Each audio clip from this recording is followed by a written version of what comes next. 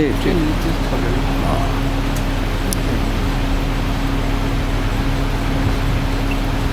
यजुर्वेद में एक प्रसंग आया है, माता पार्वती को भगवान शंकर बोल रहे, कहते हैं न सुखम वेद शास्त्र न सुखम मंत्र यंत्र के गुरु प्रसादात अन्य सुखम नास्ति महितः। वेद शास्त्र में वह सुख नहीं है, मंत्र तंत्र में वह सुख नहीं है,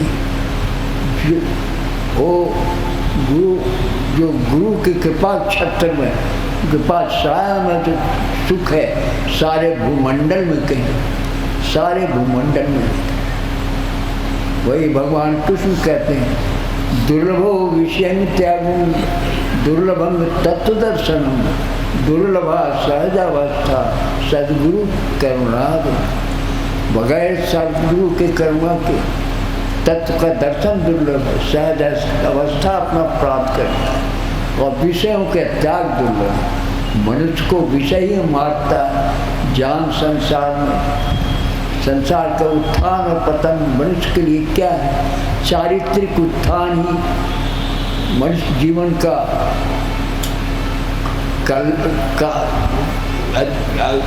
अर्जन है, और शारीरिक पति मनुष्य जीवन में गंवाए पतन। तो चारित्रिक उत्थान कैसे होगा?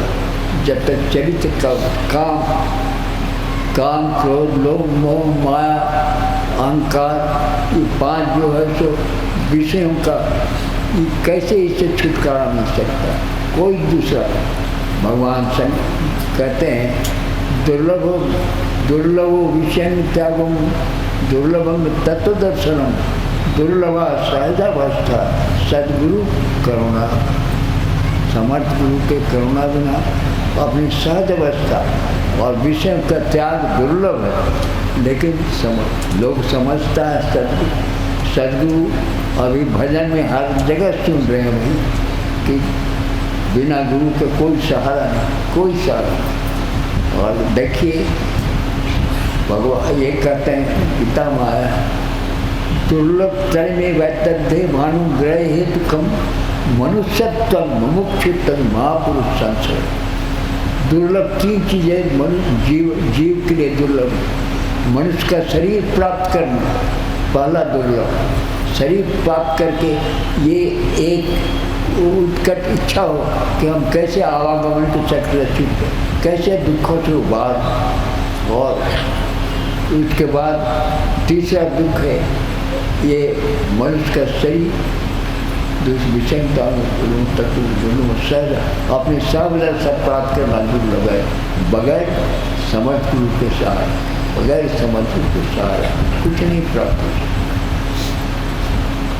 समर्थ गुरु ही एक सहारा है जिससे मनुष्य का आवागमन का चक्र छूट सकता है, दुखों से उबार हो सकता है। वही हम लोग ऐसे समर्थ गुरु के सहाय में है। अभी सुन रहे थे आप कि हम लोग का भाग्य है, मैं सच कर रहा हूँ भाइयों बहनों कि मैं भाग्य है हम लोगों का कैसे समर्थ गुरु के सहाय में। इस समर्थ गुरु भगवान कृष्ण के साकार रूप थे। हमारे समर्थ गुरु परम सिद्ध गुरुदेव भगवान कृष्ण के साकार रूप थे। अभी हम लोग जहाँ ठहरे हुए हैं हमारे ही घर में एक ड्राइंग रूम है जहाँ हम लोग नाश्ता कर रहे थे। वहाँ पर एक बार कामाख्या सिंह, बाबू कामाख्या सिंह आए थे। गुरु महाराज के बहुत प्रेमी थे। वो आए और जैसे ही दिन बंधु शुरू हुआ तो भगवान कृष्ण बाल रूप में, भगवान कृष्ण बाल रूप में इन्फ्लेशन बढ़ी। ये नहीं कि हमारे फोटो मूर्ति नहीं, इन हाड़ मांस सहित बाल रूप में आकर भगवान कृष्ण चौकी पर खड़े भगवान कृष्ण। और इमीडिएटली मैंने turn into full size Guru Maharaj, full size Guru Maharaj. Guru Maharaj ने सबों को इधर उधर देखा, उसके बाद अंतर ध्यान। प्रथम गुरु महाराज की करुणा से प्रथम दर्शन उनका हमें 1952 में यहाँ का बिहार में कहीं सत्संग का नहीं होता था, शहर ये में था मुगल सराय। हाँ मुगल सराय। हाँ मुगल सराय।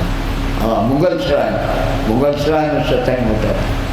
तो हुआ क्या कि हमारे यहाँ वंश हमारे यहाँ एक हमारे फ्रेंड थे, बहुत पहले उन्होंने दर्शन किया था गुरु महाराज, और बराबर बोलते थे कि अरे आओ, बहुत महान संत हैं, कहीं शरीर छोड़ देंगे तो फिर नहीं मिलेगा। तो हम जा नहीं सकते थे, बहुत बिजी हो गया था, 48 में ज्वाइन किया था, बहुत बिजी हो गए। तो उसी दिन मॉर्निंग में SDO साहब ने बुला के मुझे कहा कि आपका सारा केस हियरिंग के लिए मैं कोडरमा रखती हूँ, कल जरूर आ जाइए। और आए हमारे दोस्त कहने के लिए कि कल आओगे वहाँ सत्संग में, एग्जीक्यूटिव इंजीनियर थे, उन्हीं के यहाँ ठहरे हुए थे बंस भैया।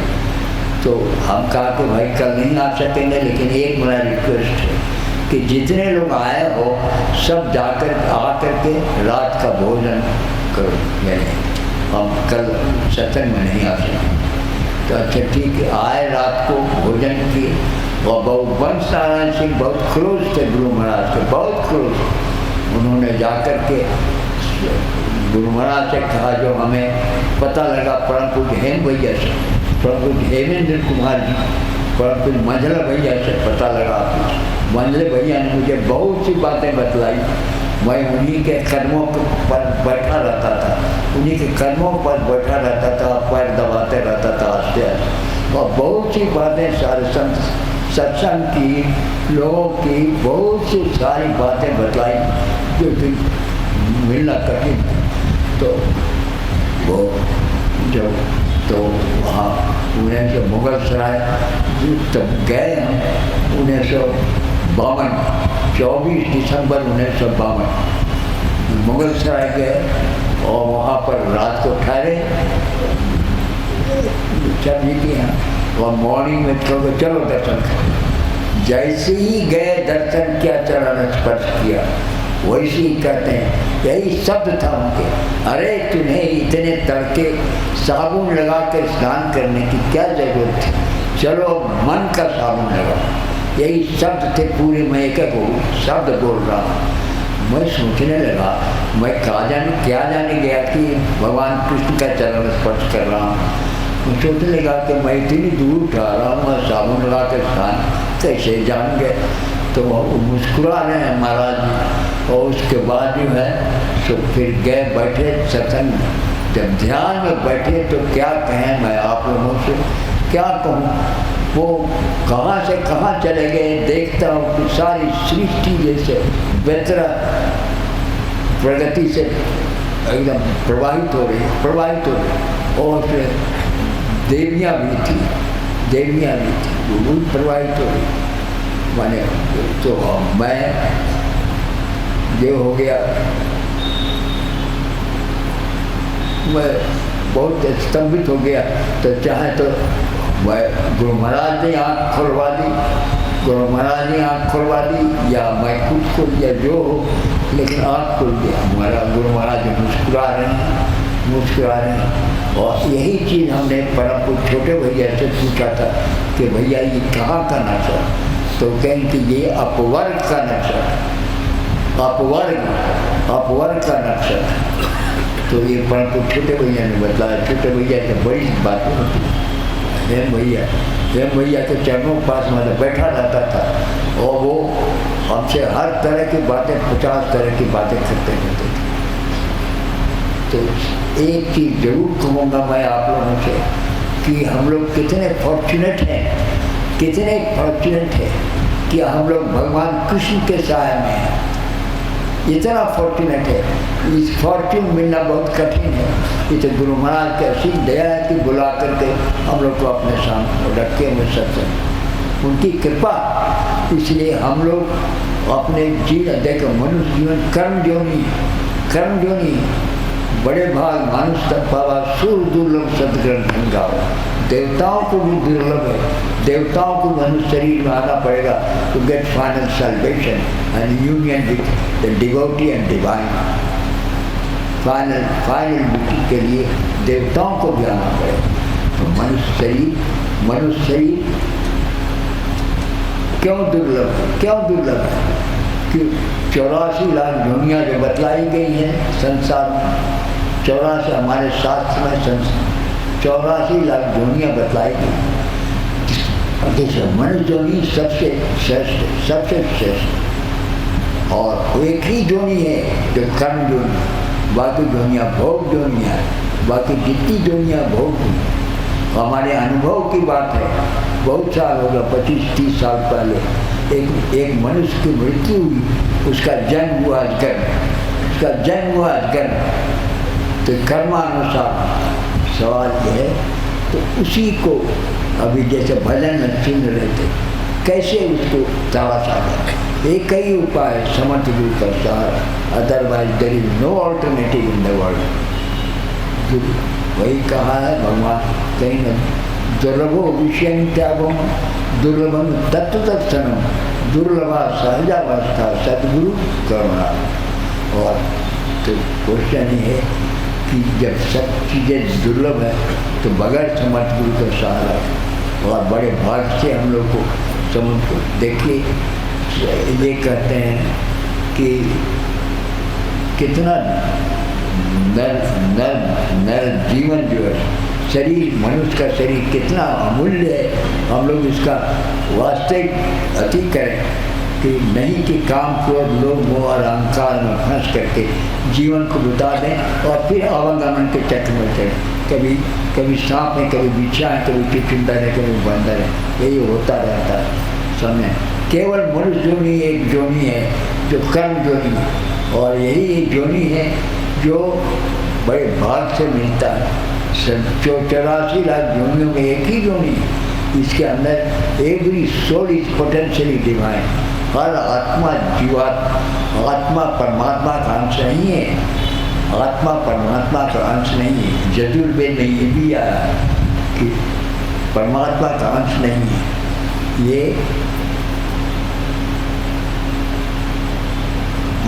ये है जीवात्मा परमात्मा एकदम वही every soul is potentially divine. हर आत्मा परमात्मा पूर्ण रूप से तो जब पूर्ण रूप से परमात्मा है तो why we are indulging in all such nefarious and criminal activities. माया के प्रभाव में क्यों बढ़ रहे हैं जब हमें अंदर पूर्ण। इसका कारण यह है कि हमारे मन के ऊपर जो गिलाफ पड़ गया है, जन्मांतर के कर्मों का ढक्कन पड़ गया है, वही ढक्कन जो है तो परमात्मा के प्रकाश से हमें वंचित कर रहा है। वही ढक्कन जो परमात्मा के प्रकाश से वंचित कर रहा है। और गुरु महाराज ने कितनी कृपा की है, सोचिए इतनी कृपा की गुरु महाराज ने कि उसी ढक्कन को हमारी साधना जो करते हैं हम, उसी ढक्कन को धीरे धीरे साफ करें। एक वक्त आएगा जब पूर्ण से साफ हो जाएगा। उस वक्त परमात्मा का पूर्ण प्रकाश मन पर पड़ेगा। मन will act not in delusion current, माया का प्रभाव नहीं पाएगा। वो वास्तव में ठीक सही कर्म बढ़ेगा जिसमें आवागमन के चक्र छूटे, दुखों से उबार ऐसा हो। और that will be the stage of union of the devotee and divine के मिलन का वही वक्त है जिसका पूर्ण रूप से था। और यही साधना है हमारी गुरु महाराज की, जो साधना उस स्थिति में ले आवेंगे कि हम आवागमन के चक्र दुखों से उबार। बड़ी ऊंची साधना है भाइयों बहन। मैं आपको क्या कहूँ, इस एज में मैंने 52 में दर्शन किया और आज राय आती कि कैसे मालिक दया कर सबका कल्याण सबका कल्याण अनुभव, सब उनके चरणों को लगे रहिए। अब देखिए एक ही समर्थ गुरु का सहारा बहुत कठिन है, बहुत कठिन है, बहुत कठिन है। ये जो मिल गया है हम लोगों को, ये समझे हम लोगों का तकदीर है। लेकिन हम लोग माया के प्रभाव में न पड़े, माया के काम क्रोध लोभ और अहंकार से बचे। उसके बचने का एक ही उपाय है, तो गुरु के चरण, गुरु के चरण कमल। इसीलिए सबों से प्रार्थना है कि हम लोग कितना फॉर्चुनेट है कि ऐसे महान सत्संग में भगवान कृष्ण का सत्संग समझे। और खाली इतने ही नहीं, मैं आपको बतलाता हूँ माता, एक बार ऐसा हुआ कि हमारे देवेंद्र जी हैं हजारीबाग में आती, वो भी आदेश प्राप्त है बहुत दिन से, आज बहुत पुराने। तो वो उनकी माँ जो है तो कृष्ण की पुजारी थी, तो वो उनकी माँ बोलती थी कहाँ तुम मथुरा टुंडला करते रहते हो, बार बार काय के लिए जाते हो। और उस वक्त मथुरा का भंडारा होने वाला था, मथुरा का भंडारा, मथुरा का भंडारा होने वाला था। तो बोला कि माँ चलो मेरे साथ देखो मैं कहाँ जाता हूँ। तो माँ को लेते आया मथुरा लेते आया। जब सत्संग खत्म हुआ तो भीतर जिया माँ थी, तो कहीं कि जा जिया माँ का दर्शन करके आओ। गई 10-15 मिनट के बाद आई, कही कि वहाँ जिया माँ कहाँ, वहाँ तो राधा जी पूर्ण श्रृंगार के साथ बैठी हूँ, राधा जी पूर्ण श्रृंगार के साथ बैठी, जिया माँ नहीं है। देखिए गुरु महाराज जी कृष्ण थे और वो राधा जी समझे। और वो जब वहाँ गई तो मथुरा द्वारकाधीश मंदिर गई दर्शन करने के लिए, तो वो देखती कि कृष्ण की मूर्ति की जगह में गुरु महाराज। तो ये तो हम लोग का खेल है, हमारे सत्संग का महाराज जी का दया करुणा है महाराज जी का। इसलिए हम लोग उन्हीं की कृपा से हम लोग उनके शरण में आए हैं, ये जान रखें, उन्हीं की दया से हम लोग उनके शरण में आए हैं। इसलिए उस दया को हम लोग संभाल के चले ताकि इधर छितर पितर नहीं हो और फिर हम माया के कपाल में नहीं पड़े। यही प्रार्थना है आप सब। We are very fortunate that we are under the canopy of Lord Krishna. इस बहुत फॉर्चुनेट है। अब इस फॉर्चून को दूर मत हटाइए, इस फॉर्चून को दबाए रखिए, इस फॉर्चून को कस करके उपयोग कीजिए कि जीवन का आगमन छूटे और उनके चरणों तक पहुँच के आती। यही मालिक से प्रार्थना कि प्रभु सबका कल्याण करो, सब पर दया करो, सब पर दया करो, सब पर दया करो और सबका कल्याण करो अपने चरणों की। हम लोग भी, लेकिन मनुष्य जीवन कर्म जोनी है, कर्म जोनी, कर्म प्रधान विश्व कर ही रखा, तो कर्म प्रधान है तो कर्म में हम लोग फंस जाते हैं कि ओ चलो जैसा, बस इसीलिए बस काम क्रोध लोभ मोह अहंकार में फंस जाते हैं। इसलिए ध्यान कीजिए, गुरु महाराज को याद कीजिए और उनके चरणों में लगे रहिए, प्रार्थना करते रहिए तो प्रभु हम लोग पर दया कीजिए। यही एक सहारा दूसरा